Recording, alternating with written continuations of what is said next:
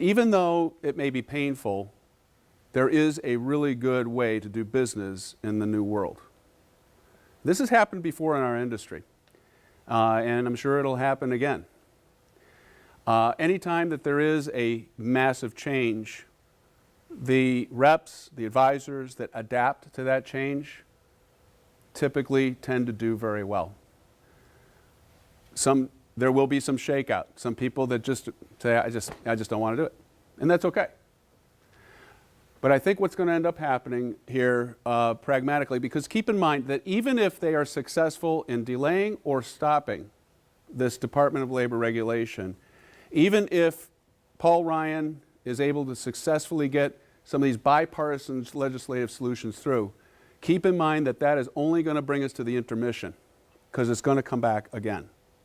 In fact, by definition of that legislation, it would come back again with the idea in mind of adhering to these principles, these standards, to come up with a legislative solution that would accomplish the same thing, but do it less painfully. So when I look at that and I say, you know, I want to do in my business a 1-year, 3-year, 5-year, 10-year plan of where I want to go, I have to take into account that no matter how it actually, the story ends on this particular rule, the world is going to change. That there is a mandate, whether it be all DOL, legislative, SEC finally coming in, which Mary Jo White has indicated that they're full out doing it, no detail. At the end of the day, there is clear pressure that we're going to have some new way of accountability of demonstrating that we're doing the right thing for our clients.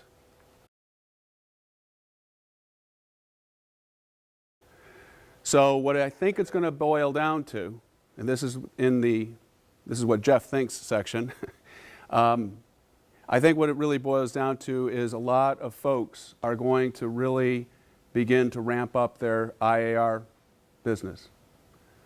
I think that you're going to see product development, if you will, on that side, particularly for the smaller accounts, on how to handle that. It's going to be obviously a tough story to say to somebody, hey, you're in this mutual fund over here.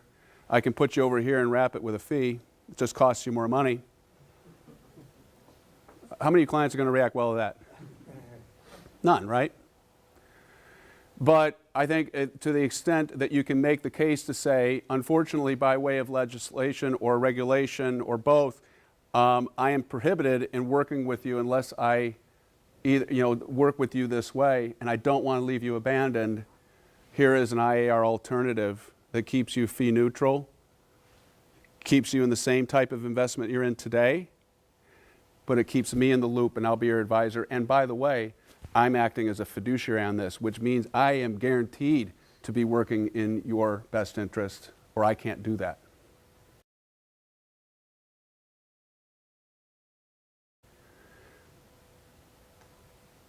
Smaller accounts, people that would kind of get away from what you would define as an investor, they're getting more into a saver mode.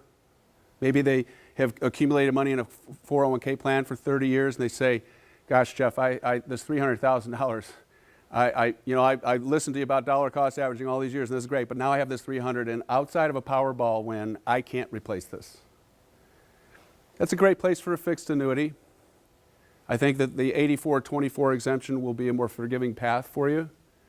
And so what happens is these tools begin to emerge, and it begins to turn into how the business plan turns into kind of a segmentation plan. You know, you do a segmentation of your business, and it becomes an all-out effort. The good news is by the time you're done with that effort, in my opinion, you're going to be so good at this, you're going to be collecting tons of business along the way, too. So it's like so many things. I've been doing this for 32 years. There's been so many times that we get kicked in the teeth by whether it be, Department of Labor, SEC, FINRA, insurance departments, you name it. But if we take it as an opportunity to reconfigure our business, I think you really can actually find yourself personally on the leading edge of it and doing very well.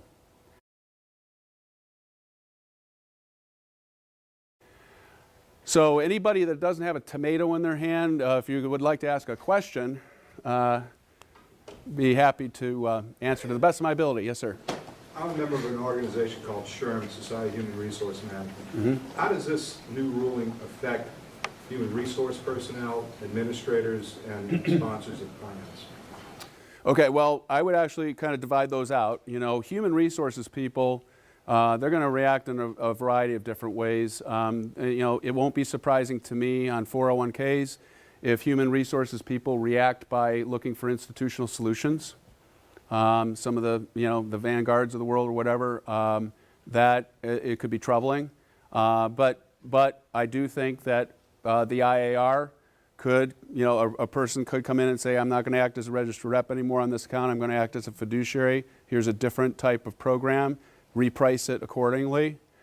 So your HR people, you know, they're going to react to what they think is going to ultimately be best for the client, for the employees, not only in terms of doing the due diligence as fiduciaries on their plan, but also in terms of plan effectiveness.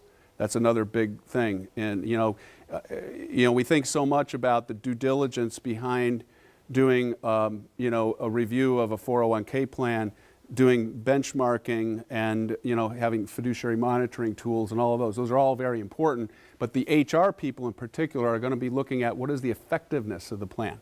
Are people participating in the amounts that they should? And if not, what do we want to do about it? And that's where industry benchmarking and things like that come into play. Third-party administrators are really relatively unaffected by this. I mean, they do a fee for a service that's considered administrative service anyway. They're not considered fiduciaries. Yes, sir? I think about the number of zeros. If you talk about American funds, Franklin, you know, some of these that have in direct smaller IRAs. I mean, what is their take on, you know, because I'm sitting wondering, what am I going to do with all my American funds IRAs? What kind of response are they having? Because they obviously can't lose all these assets. Well, clearly, none of them want to lose any assets. That part is for sure. Again, a lot of these different firms have different modes of business today. You know, they're going to have, you know, a mutual fund company, for example, would have, you know, retail class shares. They're going to have service shares. They're going to have institutional class shares.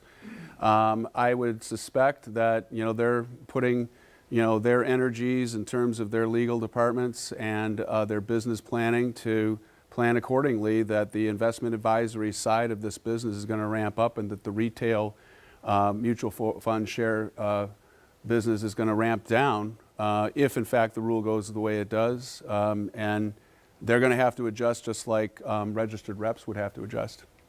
Sir?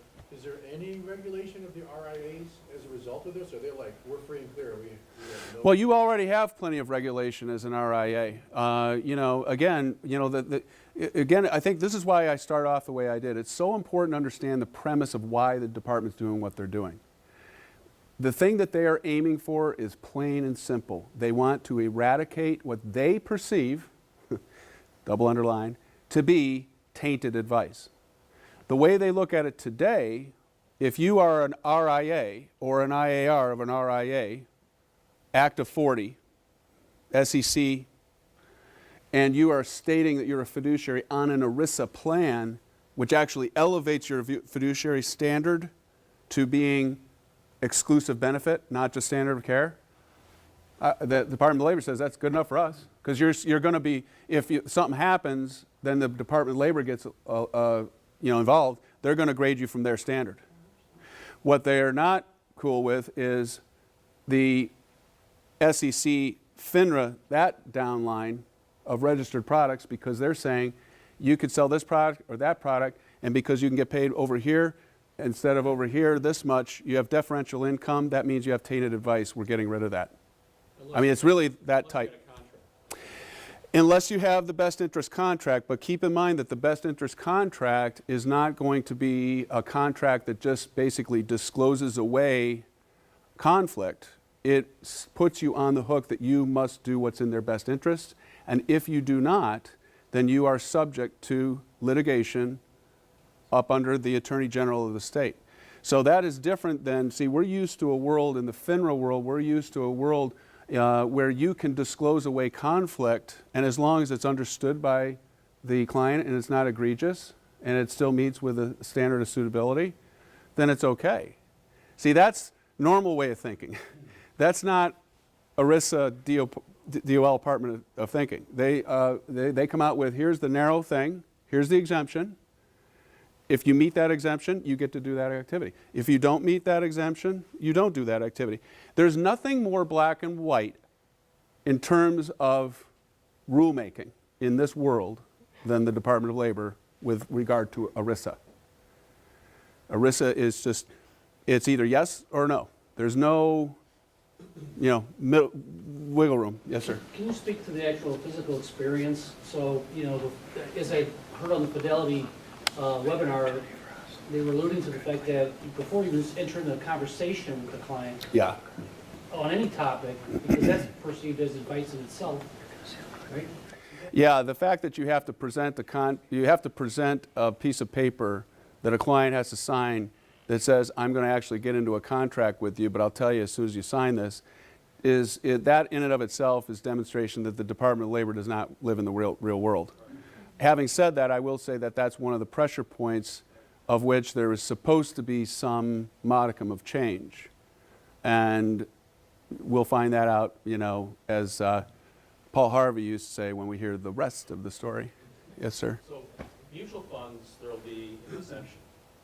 The mutual fund exemption would be the best interest contract, correct? VAs, variable annuities. That would be best interest contract as well. If it is a securities product, I think that would be my, that's kind of your litmus test. If it would be a securities product distributed by way of commission that goes up through your FINRA supervisory line, ultimately SEC, that would all fall up under best interest contract.